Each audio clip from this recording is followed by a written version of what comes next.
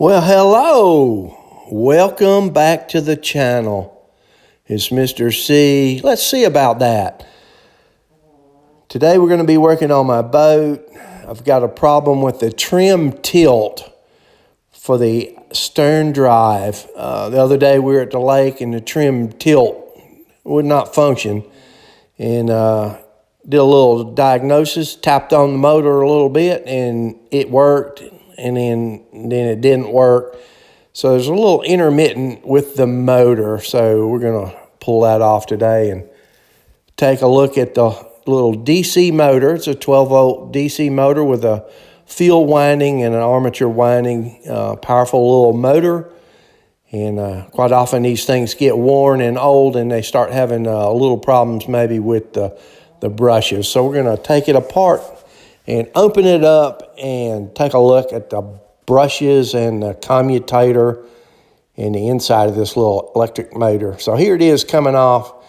I took the pump and laid it down there in the back and then pulled the motor off where I didn't leak oil all over. There's your little motor. Let's get it over on the bench and take a look at it.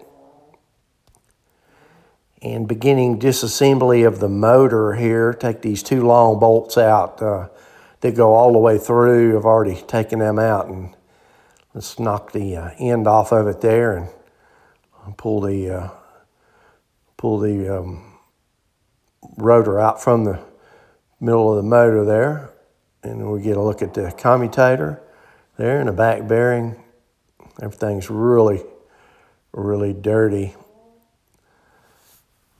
Commutator looks all right though. It's not burnt up and really badly worn.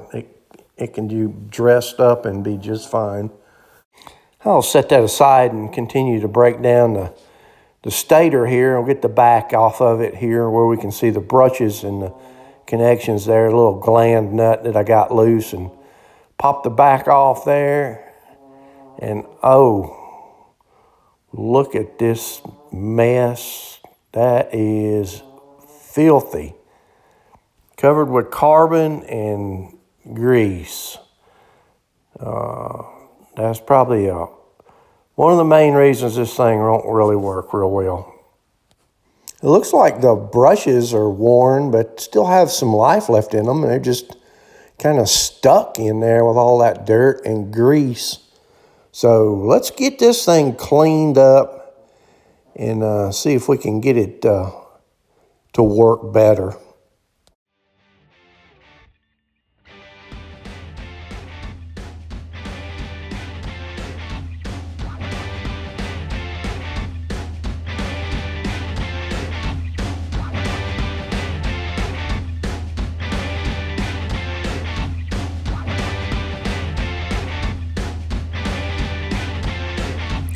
I would change the brushes on this little motor, but there's really not an easy way to change them. I have to pretty much take the stator apart to get to the connections.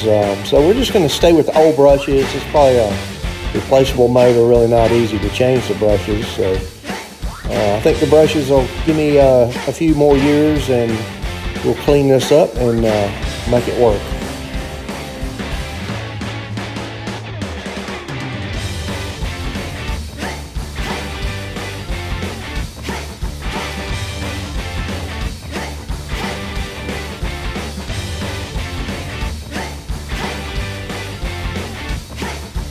A good clean up and dress that commutator up, and this motor looks a lot better already. This is a marine motor, so it's got O-ring seals on the ends. It's got O-ring seals on the screws so that the sparking inside the little motor won't start a bilge fire on a boat. So it's specially designed to go in a boat application. These little brushes are kind of hard to get back into position. They're a little small and they're spring loaded and you kind of got to fiddle with it. But after a while of fiddling it, you can hold them back and drop that rotor right back in there on top of those brushes.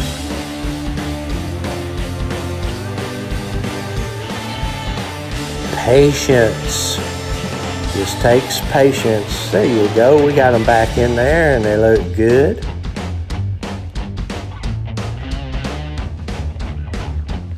A lot of times you can breathe new life into these little motors just with a simple cleanup and dressing the commutator and getting the brushes to work freely and press tightly against the commutator. It looks like this one's going to be good. Get it all put back together there, and we'll keep our fingers crossed, right? But most of the time you can breathe new life into these little motors with just a little bit of maintenance on them.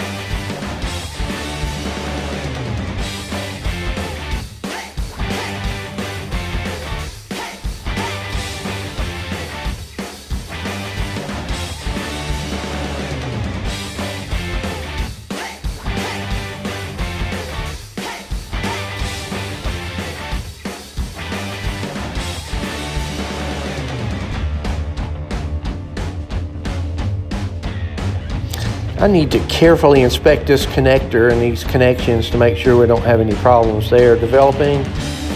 And they look nice and dry. I don't see anything in there. Maybe some light oil, and looking at the connections and the wiring coming up to it. I think it'll live again. You know, I got the little motor all back together and mounted back on the pump here and installed in the transom of the boat here, right at the back of the boat near the engine. Maybe my more observant viewers will notice that I got the motor put together upside down. There's two ways it could go, and of course I put it together 180 degrees out from what it was. It shouldn't be a problem. The cord now is at the bottom of the motor rather than at the top, looking at the end. So it works. It looks good. I think we're fine. I think we'll have at least a few more years before we have to buy a motor and or a pump for this boat. Thanks for watching. See you next time.